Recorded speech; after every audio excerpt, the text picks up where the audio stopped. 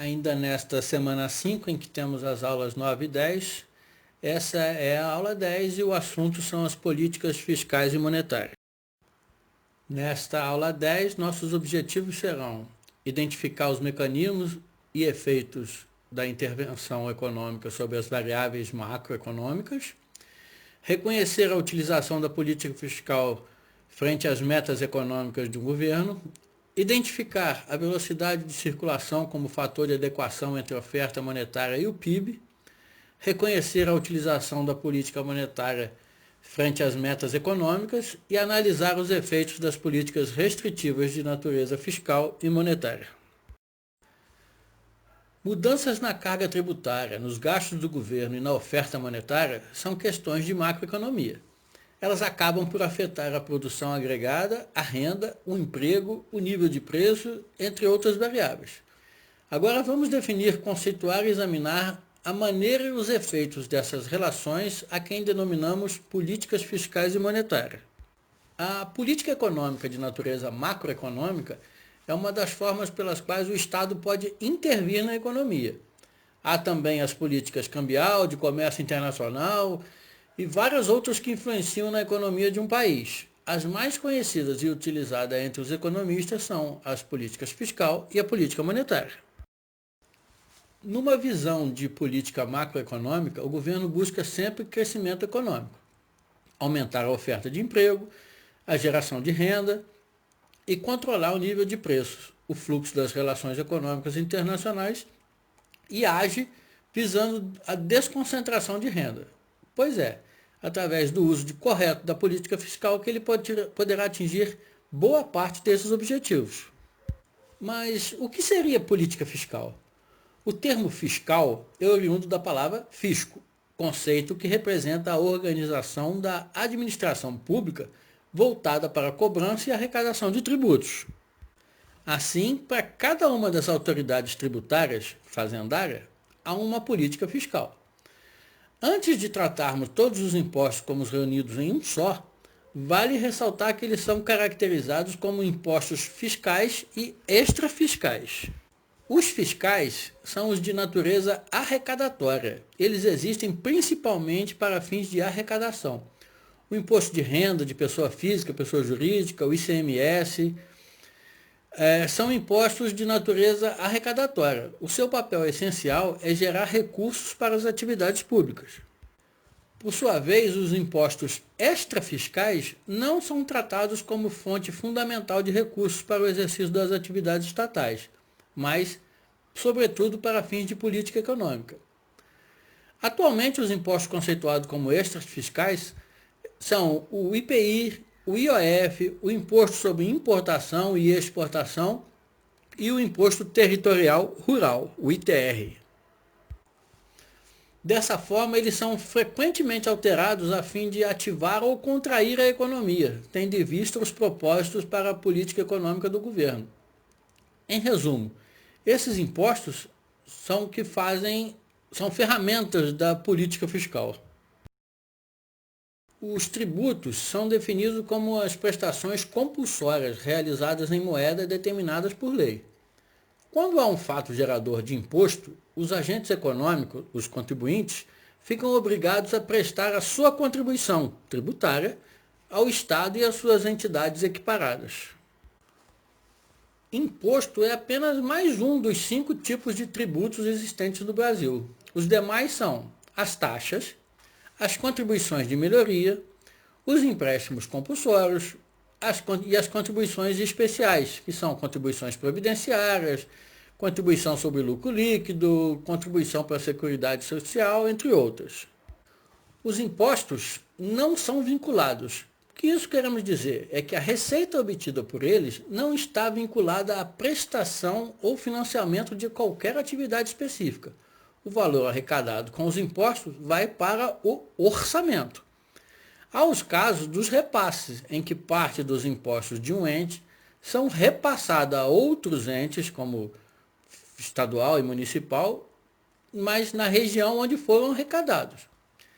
Atualmente, os impostos da União são imposto de renda, imposto sobre produtos industrializados, o imposto territorial rural, de exportação, o de importação, a IOF e o Imposto sobre Grandes Fortunas, que é previsto na Constituição, mas ainda não é praticado.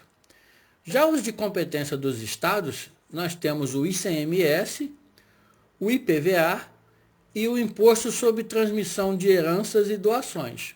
E os ligados aos municípios, nós temos o ISS, que é o Imposto sobre Serviço, o IPTU e o sobre transmissão de bens imóveis por ato oneroso. O termo política fiscal não está somente relacionado a impostos. Esse termo também está relacionado às questões que se referem aos gastos do governo. São gastos do governo as despesas relacionadas ao pagamento dos servidores públicos e também as demais obrigações governamentais previstas na Constituição. O orçamento público ele é composto pelas receitas obtidas com a arrecadação tributária, que são destinadas para ações sociais, administrativas, políticas, econômicas do governo, e a conjunção entre receita esperada e a obtida, e a despesa esperada ou obtida.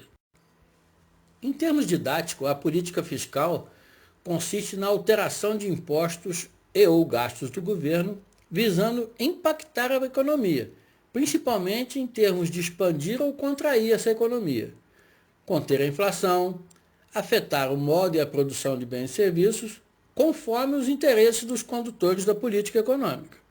A política fiscal expansionista é quando o governo aumenta os seus gastos ou reduz a arrecadação de impostos para obter uma expansão das atividades econômicas, de forma a gerar mais produção e emprego. Ela é expansionista quando o resultado dela for a elevação da renda, do produto, ou o que quase sempre aumenta o emprego. Por sua vez, ela é considerada contracionista quando o governo age através da elevação dos impostos ou da redução de seus gastos.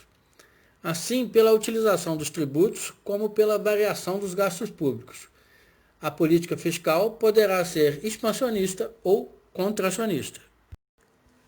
Quando falamos de política monetária, estamos tratando do controle da oferta da moeda executada pelo Banco Central para os seus propósitos traçados para a política econômica do país.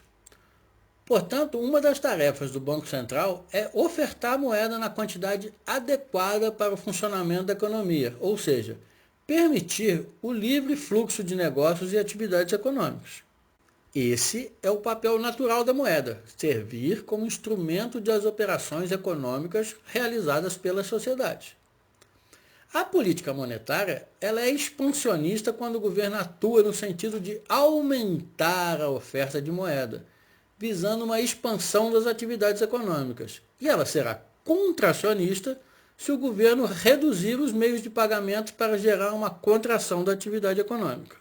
Os principais instrumentos de política monetária são a taxa de juros e os depósitos compulsórios. A política monetária e a política fiscal são antagônicas, isto é, uma política monetária forte equivale a uma política fiscal fraca e vice-versa. A velocidade de circulação da moeda.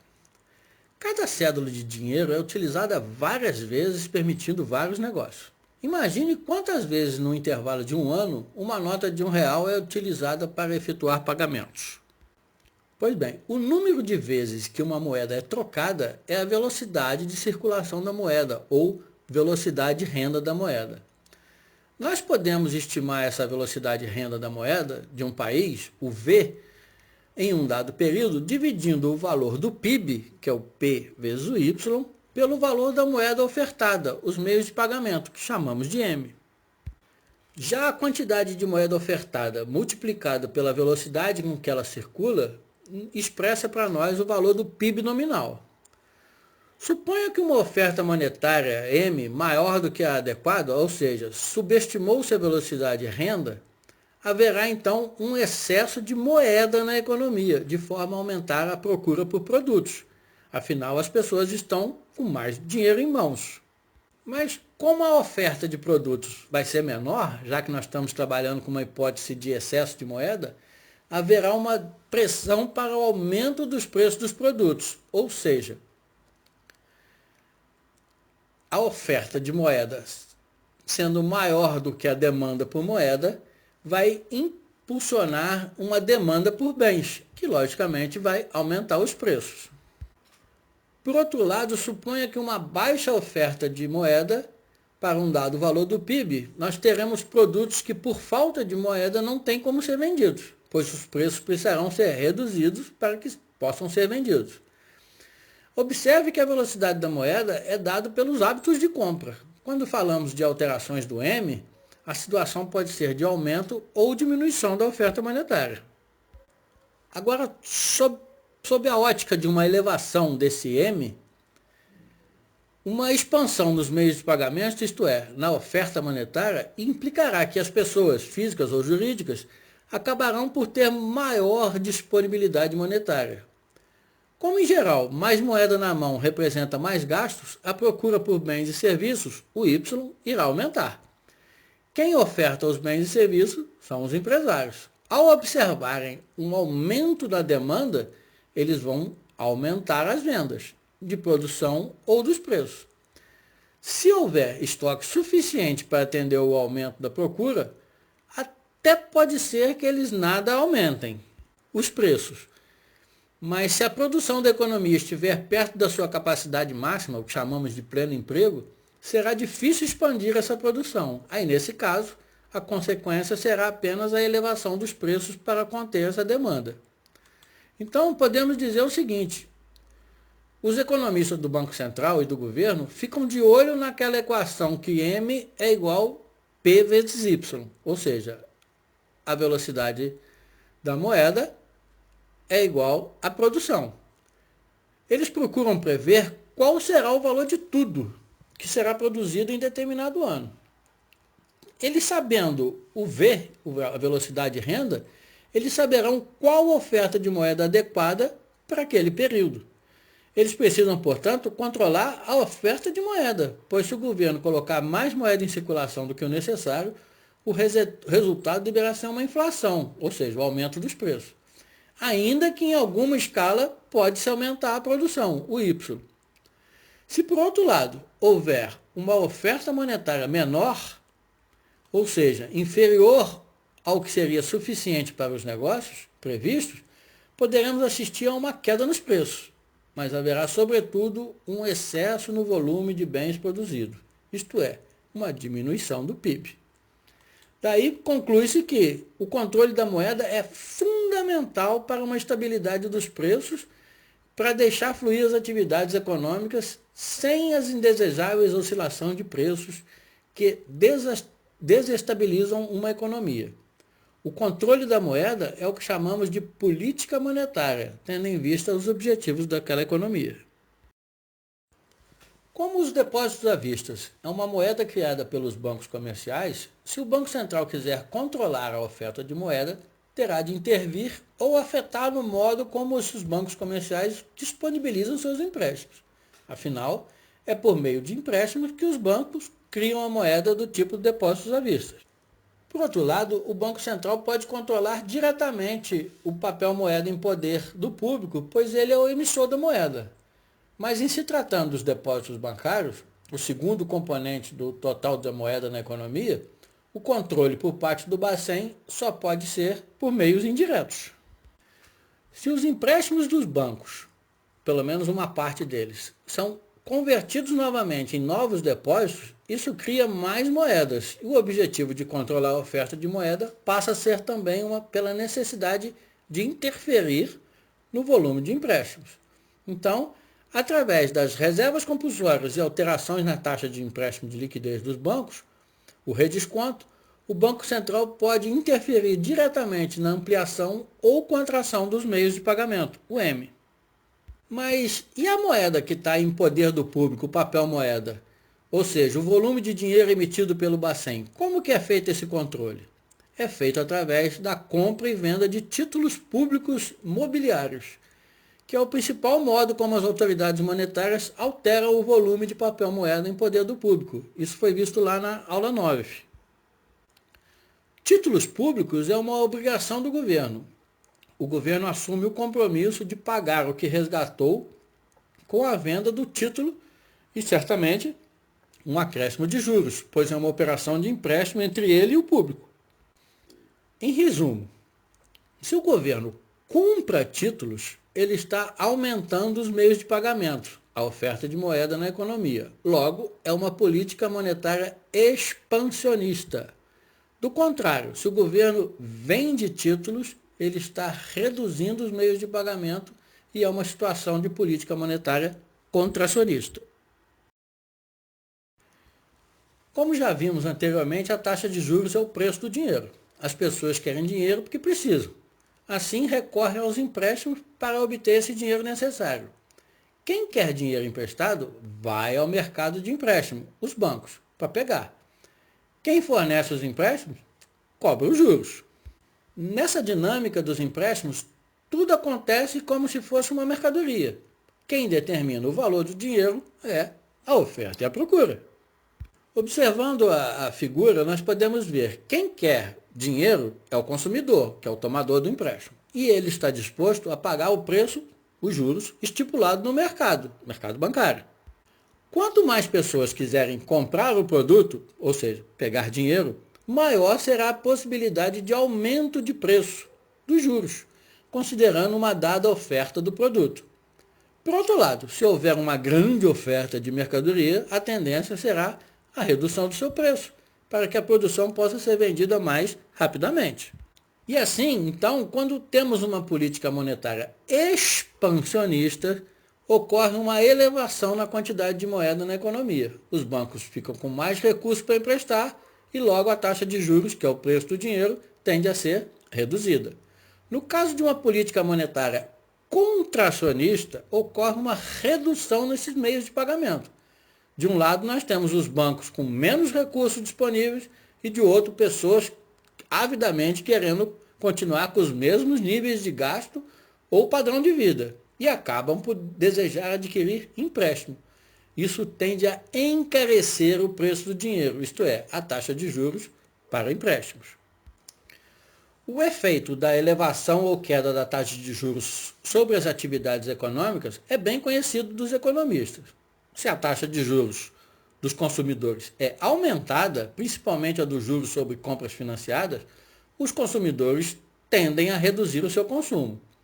Os empresários investirão menos, dado o encarecimento do financiamento, e, em consequência, as atividades econômicas cairão como um todo, por conta desses fatores de demanda agregada. Queda no consumo, queda no investimento produtivo. E assim nós encerramos essa aula 10 que fala sobre as políticas monetárias e fiscal. Volto a frisar que esse material é apenas auxiliar, é complementar ao estudo que vocês devem fazer diretamente lá na plataforma com o material disponibilizado. Um abraço e até a próxima aula.